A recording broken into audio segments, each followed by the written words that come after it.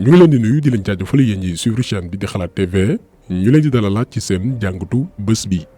tey dañuy ñëw ci projet de loi bi nga xam ni Macky Sall tëgg na ko joroon nañ partagé ci tënk leeral waa M2D maanaam li sabab bi ñu bëgg ci ñëw ak ay détails comme que Macky Sall ak ñi mu àndal nee nañ li fi xewoon mars avril daf leen bettoon bii yoon moom itam mu ne dafay bettaate parce que njiit bu ñàkk fayda la boo xamante nii dafay fayantoog askanam seetul naka lay génnee Sénégalais ci situation yi ñu nekk moo xam chômage pauvreté crise yi am ci université yi def nañ ci vidéo spéciale mais situation bi xew moo tax publier guñ ko ndax li Macky Sall nar urgence la boo xamante nii dafa baax ñu leeral ko Sénégalais yi donc réew mi foo laal dafay métti agression yaa ngi lëmbe quartier yëpp chaque jour nga dégg ay cas au lieu que moom mu jéem ci trouver ay solution mais déedéet mi ngi ci recruter ay nervi ngir dugal leen police ak gendarmerie écarter ay haut gradé parce que defuñu moom li mu bëgg ba noppi nag indi projet de loi boo xamante nii veillu bés biñ ko war a voté la ko Sénégalais yu bëree bëri yëg parce que nee na comme que dañ ko bettoon bii yoon moom itam dafay bettaate indi projet de loi boo xam ni visewul politiciens yi dong visewul manifestants yi dong mais même li fi xewoon jamono yu weesu muy rassemblement contre góor jigéen yi loi bu bees bi dafay viser loolu noonu ndaje yu ni mel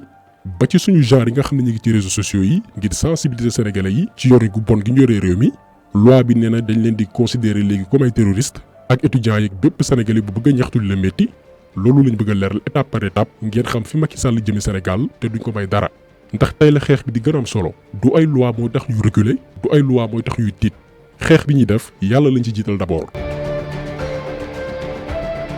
dañuy dem directement ci point yi gën a graaw ci loi bi te ñu ne léegi képp ku ko def dañ lay considérer comme terroriste mën nañ la sax tëj sa giiru dund.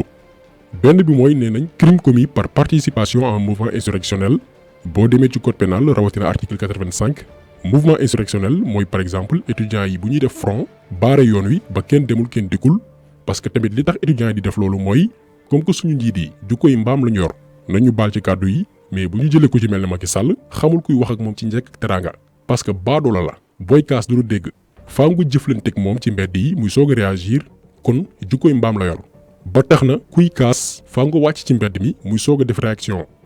ñu ne léegi ku defati loolu noonu dañ lay considérer comme terroriste mën nañ la tëj sa giiru dund alors que ki ñuy jëflanteel moom du dégg xamul wax ju neex maanaam bu lépp jàllee da ngay am lu la métti di wax kenn du la faale mais boo génnee di fësal sa naqar ci mbedd mi ñu considère la comme benn defkatu ñaaw def ab terroriste lii la Macky Sall bëgg. beneen danger projet de loi bi mooy ku ne xam ne ni Macky Sall dafa recruter ay nervi ñoo xam ne du ñu ay alkaati amuñu droit dóor ay doomi aadama amuñu droit attaquer kenn mais comme que nguur moo leen ngemb dara du leen ci fekk.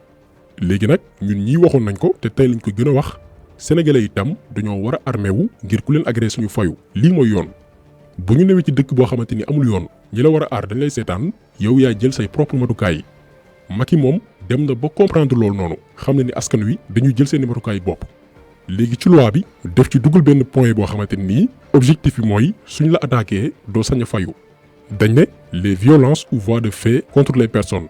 maanaam tey boo gisoon ab nervi di ñëw di la attaqué avant muy dal sa kaw mu leeral ni kii dafa ñëw pour dal sa kaw gaañ la nga profité dal ci kawam parce que ñoom bu ñu la gaañee dara du leen ci fekk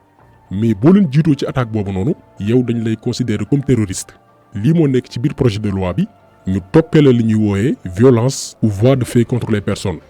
point bii empêcher doomi aadama yi fayu contre nervi yi moo ko tax a jóg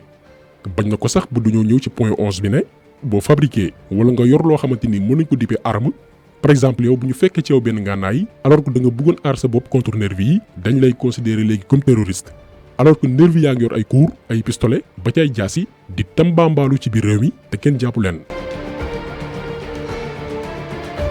ñu ñëwaat ci point 5 bii nag moo gën a yéeme ndax dañ ne les destructions dégradation et dommages maanaam yàq wala salfaañe ou bien gàllankoor nekkin wi par exemple manifestation am mbir yi débordé mën nañ ko considérer comme acte terroriste. li graaw ci point bi mooy ëllëg waa FRAPP Y'en a marre ànd sàmm jikko yi M2D wala ay sénégalais yu ñu tooñ ñu décider organiser wu def manifestation fësal leen métti nguur gi mun naa yebal ay tóob maanaam ay samba boo yoo xamante ni dañuy rax ci biir rassemblement bi ngir saboter kenn ci ñoom mun na jékki saay sànni benn xeer takk der yi lacrymogène yi jib débordement am oto demul oto dikkul ñu dem jàpp ña ko doon organiser nit ñi ay terroriste lañ tëj leen seen giiru dund. lii tamit beneen point bu doy waar la boo xam ni nguur mën na ci sukkandiku pour tëjlu ay leader politique pour tëjlu ay activiste wala ay nitu diine yoo xamante nii dañuy organiser ay ndaje jaare ko nag ci loi bii nga xamante ni li ko tax a jóg mooy nee nañ xeex terrorisme. ba tey ci article 279-1 bi définir lii mooy terrorisme dañ ne képp ku jóg pour entre guillemets contraindre un gouvernement ou une organisation internationale à accomplir ou à s'abstenir d'accomplir un acte quelconque par la terreur maanaam ku jóg ngir xiirtal gouvernement bi wala ab mbootaayu bitim réew maanaam sàkku ci moom wala di ko jéem a forcer ngir mu def benn mbir jaare ko ci ay artu wala xupp yow dañ lay considérer comme terroriste. lii li muy fàttali mooy rassemblement ànd sàmm jikko yi biñ amaloon ngir xeex wàllum ngóor jigéen ndajale boo xamante ni ab kuréel bu majorité sénégalais yi gis seen bopp moo sàkku ci nguur gi mu criminaliser mbiru ngóor jigéen par force. yamu ci mais ku ne xam ne ni ci rassemblement boobu noonu dañ ne bu ko nguur gi deful bépp góor jigéen bu ñu jàpp daañ ko diggaal ak yow affaire yi wër àdduna ba bési ci topp jàpp nañ ay góor jigéen dóor leen. léegi nag projet de loi Macky Sall bi dafay protéger góor jigéen yi te ñu bari rendre ci compte xam nga dañ koo demandé comme moom nee na àndul ci mbirum góor jigéen ñu ne ko léegi criminaliser ko jàmm na ñooy mu bañ mu daal di ñuy indil nag projet de loi boo xamante ni dafay sax aaye kuy forcer ab nguur mu def benn mbir lii kuréelu ci mel ne ànd sàmm jikko yi ak képp kuy xeex ngir valeur moo ko tax a jóg. Macky Sall ñëwaat nag ci li nga xam ne moo ko teree nelaw muy réseaux sociaux yi ci point 15 mu ne les infractions liées aux technologies de l'information et de la communication dañ koy considérer comme terrorisme maanaam ku publier lu neexul Macky Sall moo xam Facebook YouTube Twitter Instagram wala ci benn blog wala site internet procureur mën na sukkandiku ci loi yi encadré jëfandikoo xarala yu yees yi biir Sénégal teg sa kaw ay chef d'inculpation ay tuuma yoo xamante ni dañ koy jàppee terrorisme ndax bind nañ ko ci projet de loi bu bees bii. donc ku lire lii lépp di nga xam ni kon projet de loi bii xeex ñi ñuy wooyee dëgg-dëgg terrorisme taxu ko jóg maanaam ñu yor ay armes di nangooy suufu jàmbur di forcer benn xeetu diinaay doomi aadama wala di kalaateel ay bomb ci ay innocent xeetu terrorisme bii la àdduna gépp di xeex boo demee ci dëkk yi ñu wër moo xam Mali Niger Tchad xeetu defkatu ñaawteef fii la ñu jàmmaar lool. mais Macky Sall moom protéger sénégalais yi ci loolee laal yeneen dëkk taxu ko jóg au contraire moom moo bëgg a terroriser sénégalais yi kon képp kuy wër terroriste biir Sénégal jàppal Macky Sall kii mooy defkatu ñaawteef bi ñu war a arrêté ndax dafa sukkandiku ci benn terme bëgg koo xeexee te ñan la koy xeexee mooy sénégalais yi juste pour régler ay compte moo tax kii ku ko yaakaar torox ndax président bu ñàkk fula la ci ay fayantoolo toolu jaay ni man dama am doole maa fi nekk. donc nañ jàpp ni léegi ñun sénégalais yëpp ay terroristes lañ bu dee ni lii ñu bind ci projet bi mooy terrorisme ñun de en tout cas lii jaaxaluñu tey la ñuy gën a engagé wu ci xeex Macky Sall parce que kii poson bu bon a bon la suñu réew kii baaxul ci kër baaxul ci àll ndax dafa jiite sénégalais ba noppi bañ leen yéene leen lu bon yéenewul kenn jàmm même stabilité réew mi sax dafa mel ni daf koy déranger Sénégal kenn mënu fi am jàmm ndax benn jëmm ji muy Macky Sall mais nag lii waruñoo tiital Macky Sall mënul xeex ak sénégalais yëpp ndax instant bii mi ngi ci fin de règne nguuram mi ngi jeex yorootul pouvoir bi maîtriser tul carte yi moo ko dugal ci lii lépp te dafa nar a retourner contre moom ndax day tax ñu gën a jël suñu matukaay jàmmaarloo ak moom. jàmmaarloo bi nag soxlawul njiit soxlawuñ ci leader li fi xewoon mars avril réussir nañ ko te du benn activiste wala benn leader politique bu nekk ci kanam jiite mbooloo mi. parce que ñu bari dañuy toog naan xeex bi nu muy demee di xaar ndogal tukkee ci benn leader moo xam politique wala activiste. li ñu war xam mooy projet bi nii sénégalais yëpp la bëgg a tënk comme ni ngeen ko gisee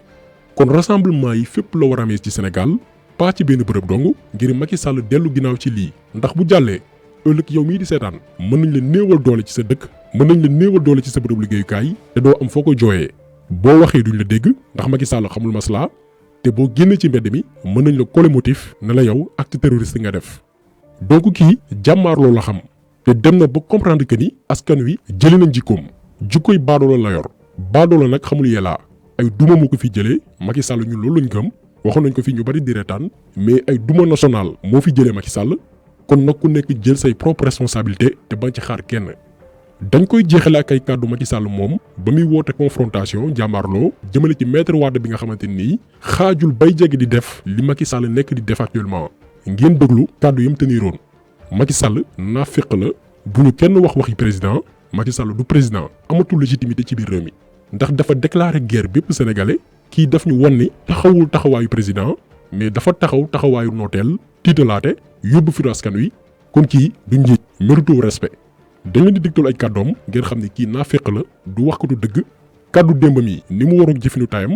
dañ leen koy digtal di leen di daje incha allah beneen yoon ci beneen jàngat jaa ngeen jëf. taxawaay bi njiitu réew mi jël fas nara nag indi musiba ci réewum Sénégal ndax fi mu nekk li muy def moom mooy def coup d'état constitutionnel mooy def forcing pour imposer réew mi loo xam ne réew mi du ko nangu tey du ko nangu ëllëg te it ñëpp décidé nañu taxawal benn front républicain maanaam muy parti muy syndicat muy société civile muy citoyen tout court ñëpp war nañu taxaw pour dire non parce que lu ëpp tuuru te lii ëpp na waaw Abdoulaye moomu réew mi te waruñ nangu li mu bëgg a def mu def ko ci Sénégal kilifa yi nag kilifa diine yi war nañu wax kilifa yëpp war nañu wax ndax bu ñu waxul léegi ce sera trop tard maa ngi ñaan aussi parce que li mu bëgg a def confrontation dana am c'est inévitable su amee maa ngi ñaan armée nationale nga xam ne c'est une armée nationale ñu armée républicaine yëpp def ñu féetee côté askan wi ndax bu fekkee ordre c'est illégal c'est illégitime kenn waru ko exécuter waxatuma la ak naan dañuy jéem a boom wala di bunduxatal population yi te population yi dinañ taxaw faire face à Wade c'est clair donc ñu ngi ñaan na retirer son projet là ba nga xam ne amul bopp amul genn